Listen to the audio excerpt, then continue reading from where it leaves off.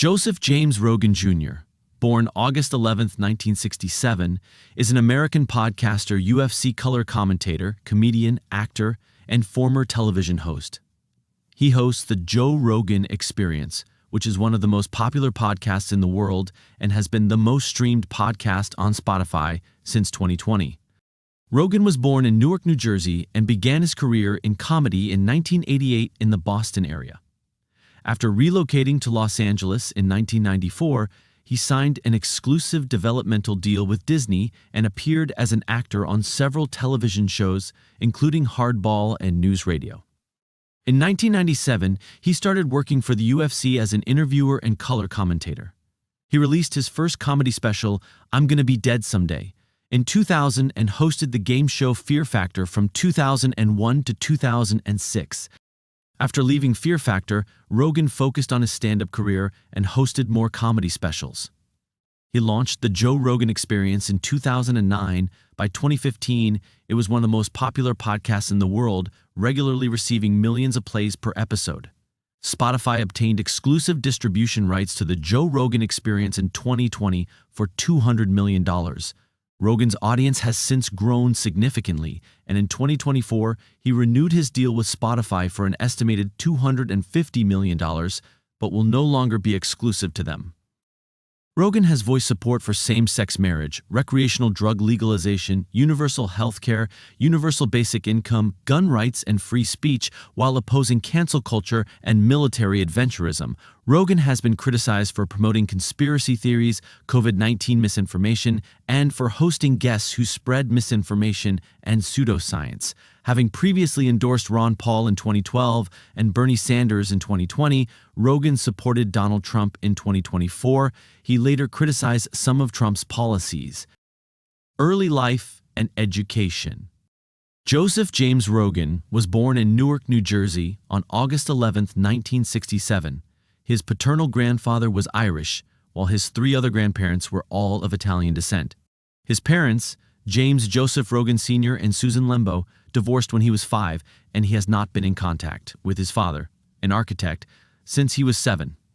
He recalled, "All I remember of my dad are these brief, violent flashes of domestic violence. But I don't want to complain about my childhood. Nothing bad ever really happened to me. I don't hate the guy. At the age of 7, he moved with his mother to San Francisco, California, and when he was 11, they moved to Gainesville, Florida. They later settled in Newton, Upper Falls, Massachusetts. He graduated from Newton South High School in 1985. Rogan participated in Little League Baseball and developed an interest in martial arts in his early teens. He recalled being terrified of being a loser as a child and said, "Martial arts gave me not just confidence, but also a different perspective of myself and what I was capable of. I knew that I could do something I was terrified of, and that was really difficult, and that I could excel at it. It was a big deal for me. Martial arts were the first thing that ever gave me hope that I wasn't going to be a loser, so I really gravitated toward it." At age 14, he took up karate and started Taekwondo a year later. When he was 19, he won the U.S. Open Championship Taekwondo tournament as a lightweight. He was a Massachusetts full-contact state champion for 4 consecutive years and became a Taekwondo instructor. He also practiced amateur kickboxing and held a 2-to-1 record. He retired from competition at age 21 as he began to suffer from frequent headaches and feared he might sustain worse injuries. He attended the University of Massachusetts Boston, but found the endeavor pointless and dropped out early. Career. 1988 to 1994, early stand-up career. Rogan had no intention of being a professional comedian. He was a fan of comedy from a young age, saying of Richard Pryor's special, Live on the Sunset Strip, "It affected me in such a profound way. Nothing had made me laugh like that." His friends from gym and Taekwondo school, whom he would make laugh with impressions and jokes, convinced him to try stand-up. At 21, after 6 months preparing material and practicing his delivery, he performed his first stand-up routine on August 27, 1988, at an open mic night at a Stitches Comedy Club in Boston. While living in Boston and working on his stand-up, Rogan held several jobs to secure himself financially. These jobs included teaching martial arts at Boston University and in nearby Revere, delivering newspapers, driving a limousine, doing construction work, and assisting a private investigator. Meanwhile, His blue comedy style earned him gigs at bachelor parties and strip clubs. One night, he persuaded the owner of a comedy club in Boston to allow him to try a new 5-minute routine. At the show was talent manager Jeff Sussman, who liked the act and offered to become his manager, which Rogan accepted. In 1990, Rogan moved to New York City. As a full-time comedian, he was scratching and grinding for money and stayed with his grandfather in Newark for the first 6 months. Rogan later cited Richard Jeni, Lenny Bruce, Sam Kinison, and Bill Hicks as comedy influences.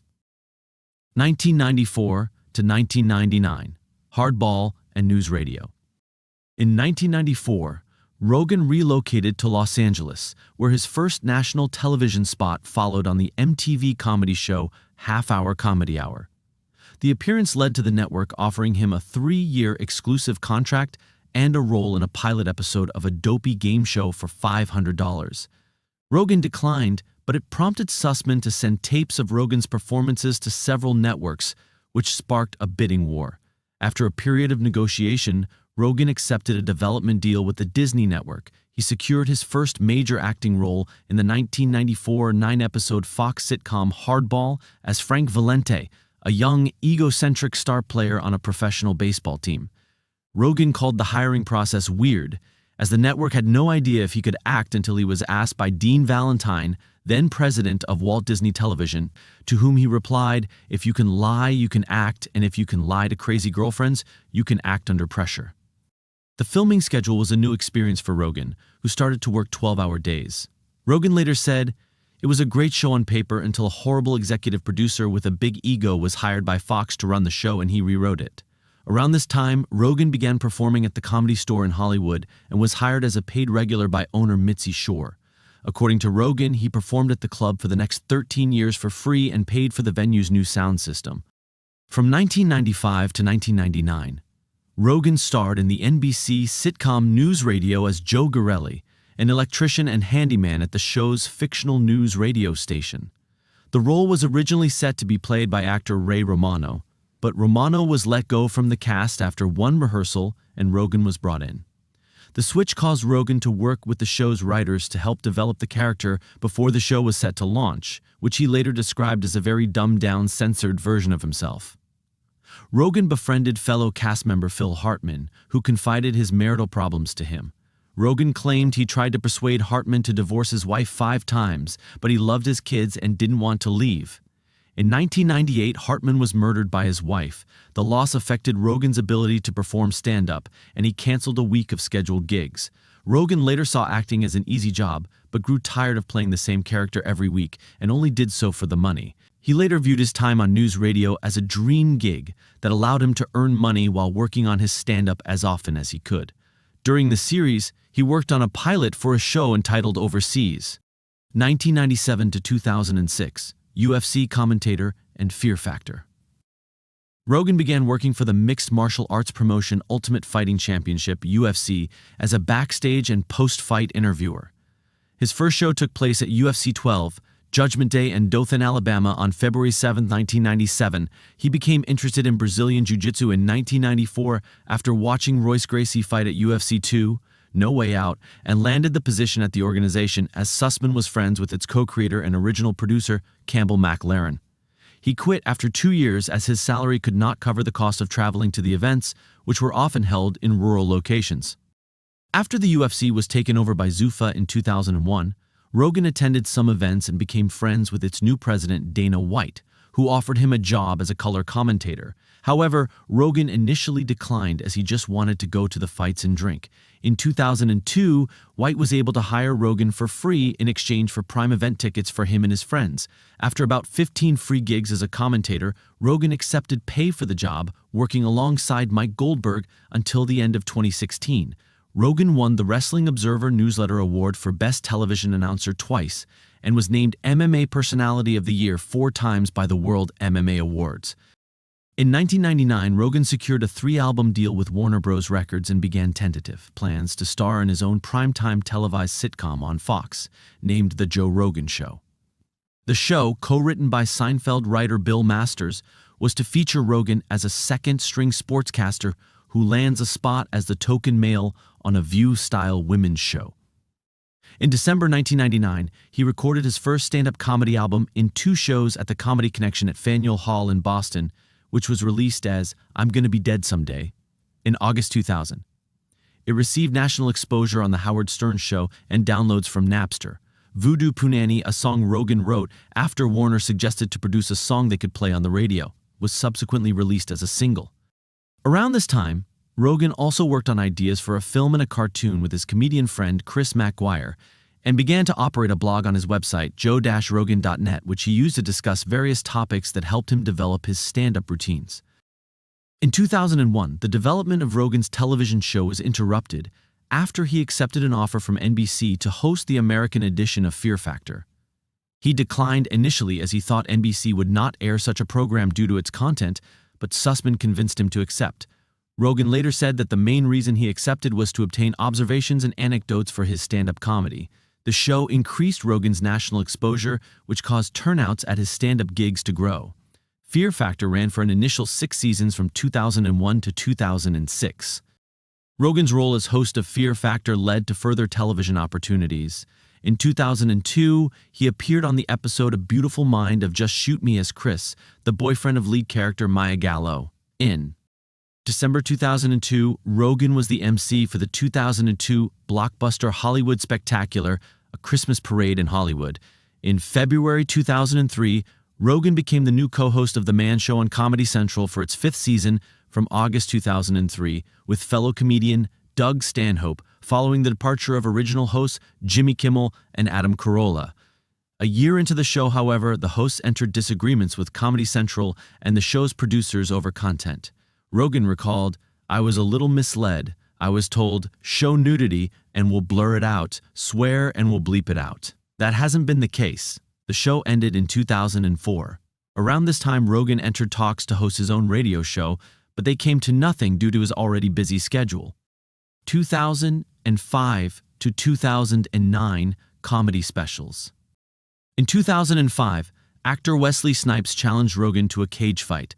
Rogan trained for the event for 5 months before Snipes backed out, following an investigation by the IRS for alleged tax evasion. Rogan believed Snipes needed a quick payout to alleviate his debt. After Fear Factor, Rogan focused his career on his stand-up comedy, as concentrating on television had made him feel lazy and uninspired to work on new material for his act.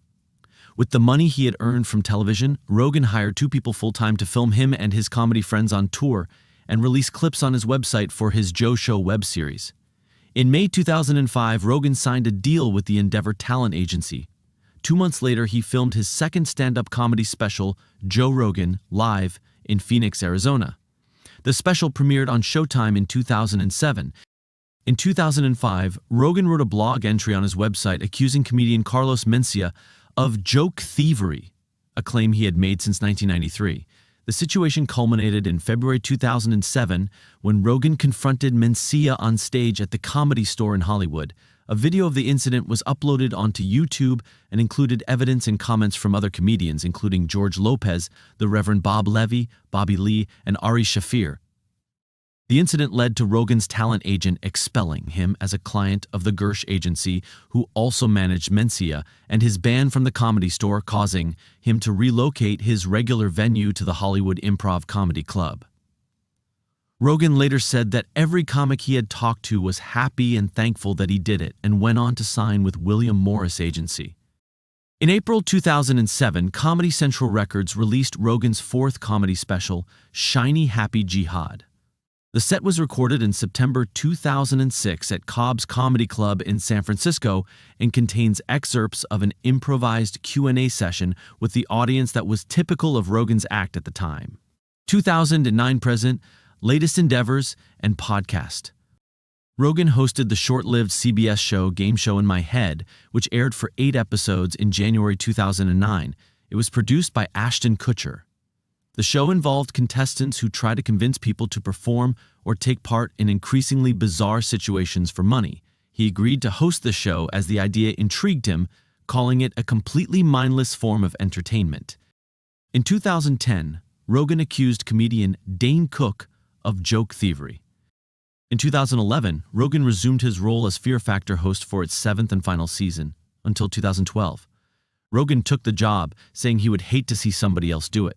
Later in 2011, Rogan played his first major film character, Gale, in the comedy film Zookeeper.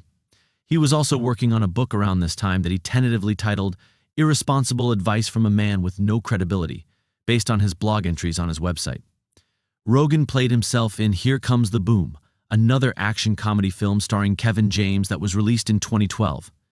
In December 2012, Rogan released his sixth comedy special Live from the Tabernacle exclusively as a download on his website for $5, following Louis C.K.'s example. In 2013, Rogan hosted the television show Joe Rogan Questions Everything on the Sci-Fi Network, which aired for 6 episodes.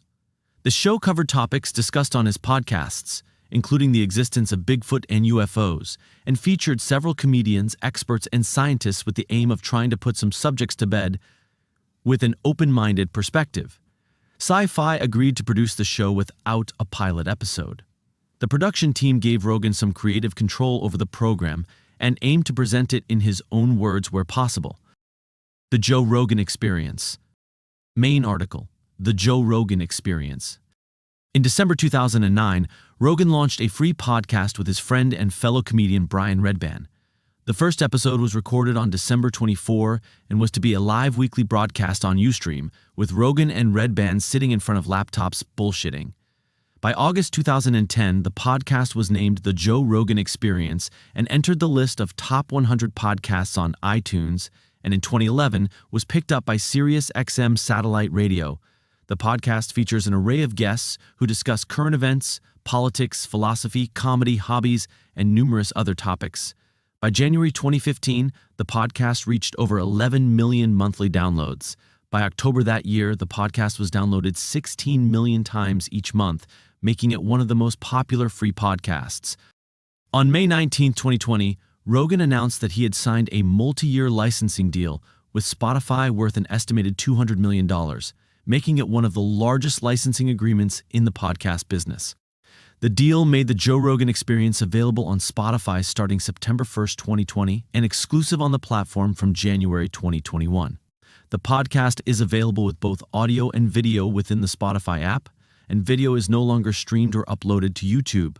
The podcasts are typically released one day after recording to allow time for the producers to make clips of the podcast. Clips from the video version will continue to be available on YouTube.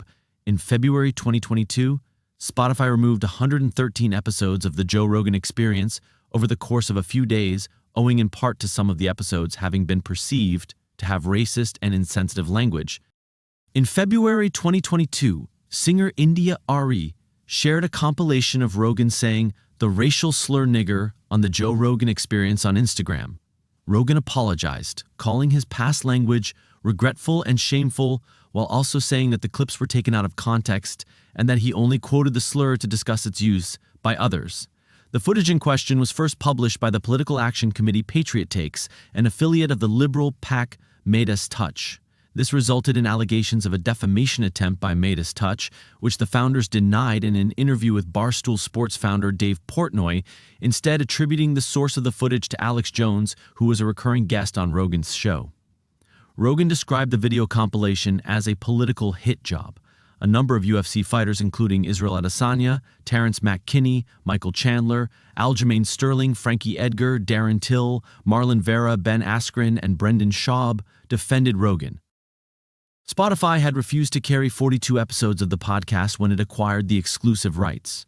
Spotify says it spoke to Rogan about his history of using some racially insensitive language, and it says in an internal memo that Rogan selected 70 episodes which were removed on February 4, 2022, all of which predate the COVID-19 pandemic. In early 2022, the video platform Rumble offered Rogan $100 million to switch from Spotify. Variety reported that Rogan had declined the offer. In December 2024, Spotify confirmed that the Joe Rogan Experience was the top podcast on its platform for a 5th consecutive year. Onnit. Rogan is a co-founder of the supplements and fitness company Onnit, which was sold to Unilever in 2021. Rogan frequently advertises for Onnit products on his podcast. In April 2024, a lawsuit was filed against Onnit, alleging that its alpha brain supplement performed no better than a placebo in a clinical study and that the product was surrounded by false, misleading, and deceptive advertising. Comedy mothership. In 2022, Rogan purchased the historic Ritz Theater in downtown Austin, Texas, and renovated it into a comedy club known as the Comedy Mothership. The venue officially opened in March 2023 and features multiple performance rooms dedicated to stand-up comedy. Political views. In 2011, Rogan endorsed Congressman Ron Paul and his presidential campaign during the Republican primaries, calling him the only guy who is saying anything that makes any sense whatsoever. On America's Morning News, Rogan joked that electing Paul would be the ultimate stunt for presidential candidates. He had also expressed cynicism about politics, likening voting to professional wrestling, entertaining but unlikely to change the outcome. In January 2020, CNN described Rogan as libertarian-leaning. In 2019-20, Rogan described himself as socially liberal, saying he supports same-sex marriage, gay rights, women's rights, recreational drug use, universal health care, universal basic income, gun rights, and the Second Amendment. He describes himself as a strong supporter of freedom of speech and has criticized cancel culture and what he perceives to be suppression of those who hold right-wing views in the television and film industry. He has also criticized what he describes as an American foreign policy of military adventurism. While admitting that he has zero understanding of Canada's political system, Rogan opposed Canadian Prime Minister Justin Trudeau, calling him a fucking dictator, and called Canada communist and fucked. Rogan also said that he liked Trudeau prior to the COVID-19 pandemic. In March 2024, Rogan described Israel's actions in the Gaza Strip as a genocide. In a podcast with writer Coleman Hughes 8 days later, where Hughes disputed the genocide allegations, Rogan said he appreciated Hughes's perspective, saying, "You clearly know more about it than I do." Rogan described the way that President Vladimir Putin leads Russia as evil but impressive. He called Putin a strong leader and said, "Isn't there always a longing for a strong man?" In November 2024, Rogan said the 2022 Russian invasion of Ukraine was 100% wrong. He criticized outgoing U.S. President Joe Biden for allowing Ukraine to strike back at mainland Russia with U.S.-supplied missiles. He also criticized Ukrainian President Volodymyr Zelensky, saying, "Fuck you, man. You fucking people are about to start World War III." Ukrainian world heavyweight boxing champion Vladimir Klitschko accused Rogan of repeating Russian propaganda. Klitschko posted a video offering to debate Rogan on his podcast like Free Men. In 2020, Rogan had endorsed left-wing Democratic candidate Bernie Sanders, saying, "I believe in him, I like him a lot." In 2022, Rogan said Republican Ron DeSantis would be a good president. In July 2025, Rogan urged up-and-coming Texas Democrat James Tallarico to run for president on his podcast, saying that we need someone who is actually a good person. Support and criticism of Donald Trump. On November 4, 2024, the day before the 2024 United States presidential election, Rogan endorsed Republican candidate Donald Trump. Rogan said that Elon Musk, who had been a guest on his podcast a couple of days prior, makes what I think is the most compelling case for Trump you'll hear, and I agree with him every step of the way. Rogan's last-minute backing was celebrated by Trump's campaign as a pivotal moment, leveraging his massive reach among young male voters, a demographic Trump actively targeted during the campaign. Rogan's podcast provided Trump a direct channel to bypass traditional media and connect with millions of listeners, amplifying the former president's populist messaging and mobilizing a key voter base. Rogan's pre-election support of Donald Trump was widely regarded as a decisive factor in securing Trump's win, especially among younger, male, and politically disengaged audiences.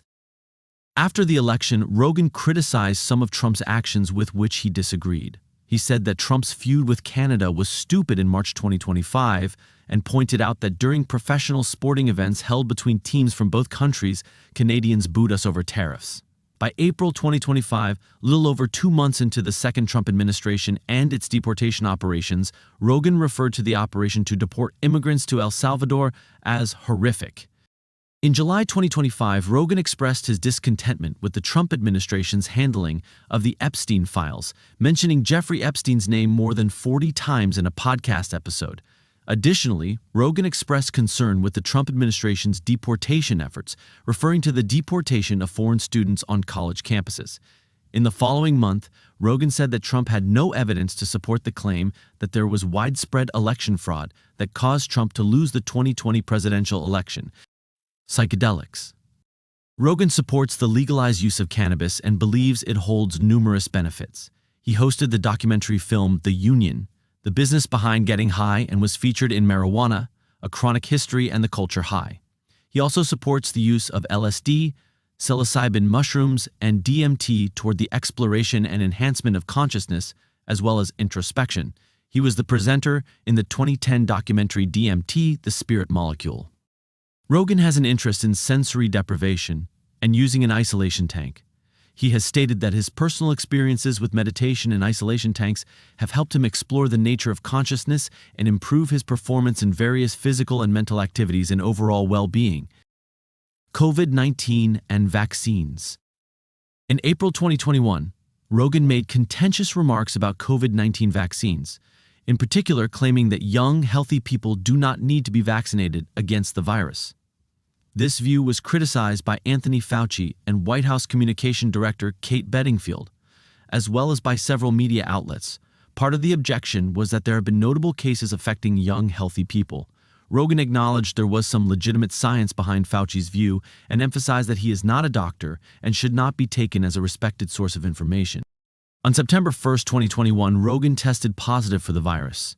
Soon after, he released an online video reporting on the status of his condition and stating that he had begun a regimen, including monoclonal antibodies, prednisone, azithromycin, NAD drip, a vitamin drip, as well as ivermectin, an antiparasitic drug that medical experts say is not an effective treatment for viruses such as COVID-19. This drew controversy due to multiple people reportedly being hospitalized after self-medicating with an over-the-counter form of ivermectin designed to treat parasitic infections in livestock, which typically has a significantly larger dosage. Rogan criticized CNN for describing ivermectin as a horse dewormer. On Rogan's podcast, CNN chief medical correspondent Sanjay Gupta said that ivermectin is used to treat parasitic infections, but that CNN should not have implied that Rogan was taking a veterinary drug since Rogan acquired it through a doctor. On September 3, 2021, Rogan was retested for the virus and the results were negative. In January 2022, 270 scientists, physicians, professors, doctors, and healthcare workers wrote an open letter to Spotify expressing concern over false and societally harmful assertions on the Joe Rogan Experience and asked Spotify to establish a clear and public policy to moderate misinformation on its platform. The 270 signatories took issue with Rogan broadcasting misinformation, particularly regarding the COVID-19 pandemic and, more specifically, a highly controversial episode featuring guest Robert W. Malone, 1757th, a biochemist who has promoted vaccine misinformation.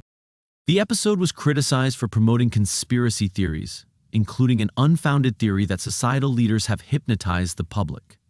The signatories wrote that Dr. Malone is one of two recent JRE guests who has compared pandemic policies to the Holocaust.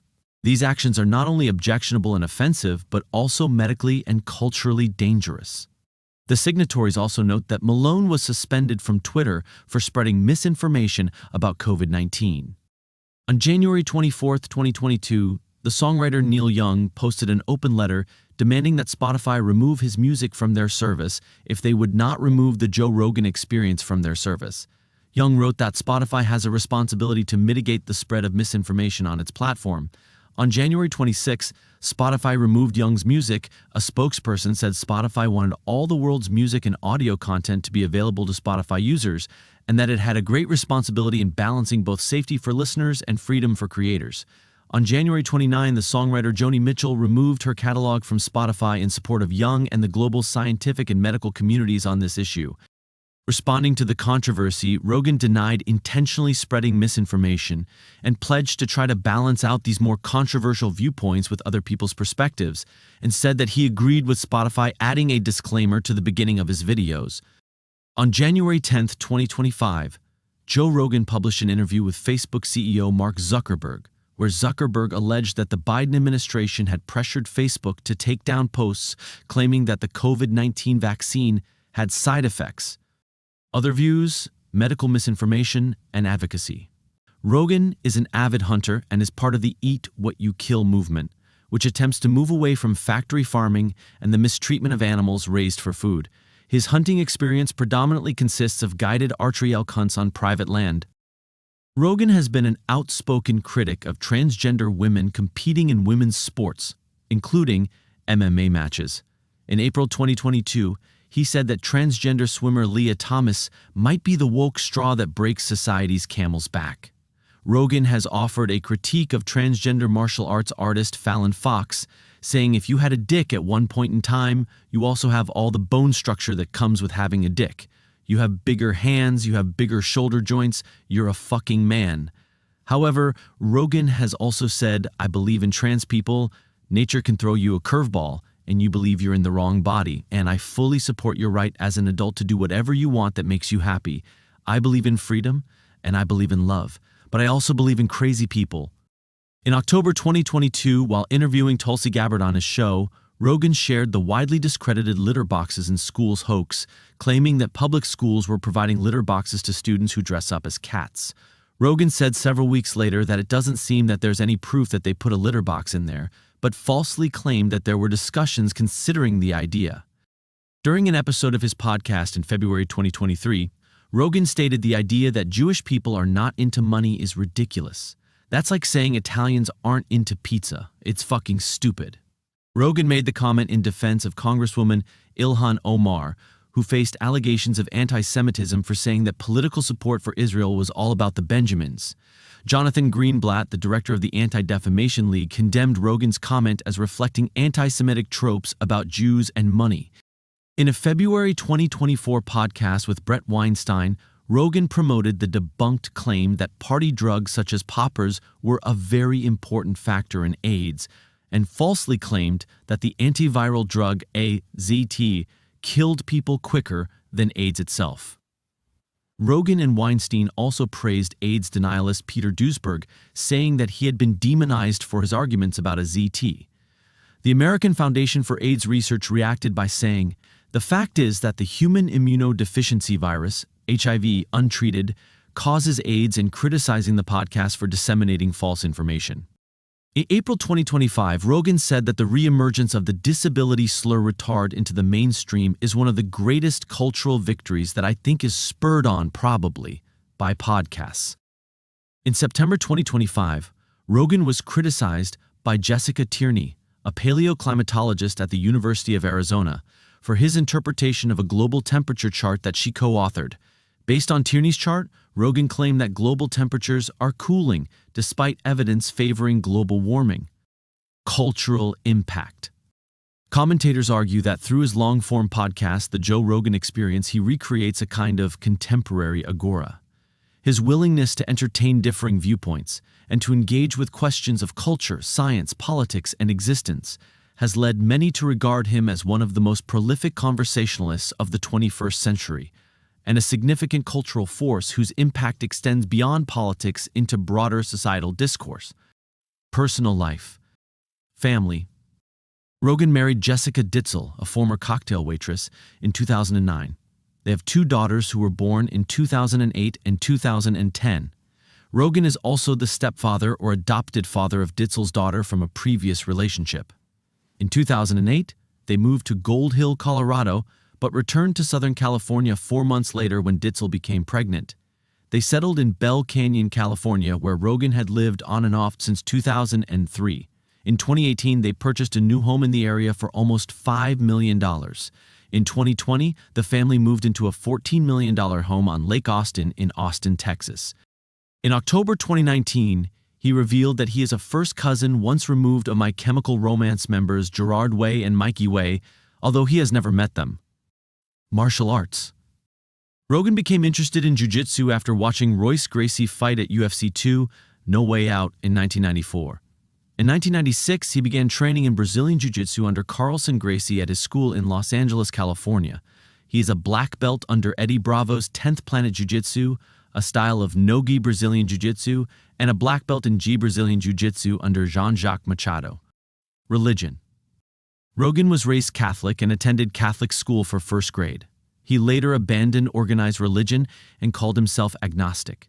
However, when questioned by Zahi Hawass in 2025, he affirmed his belief in religion, having softened his previous stance in recent years. According to Christian apologist Wesley Huff, Rogan attends church every Sunday. Health. Rogan has vitiligo on his hands and feet. Altercations and controversies.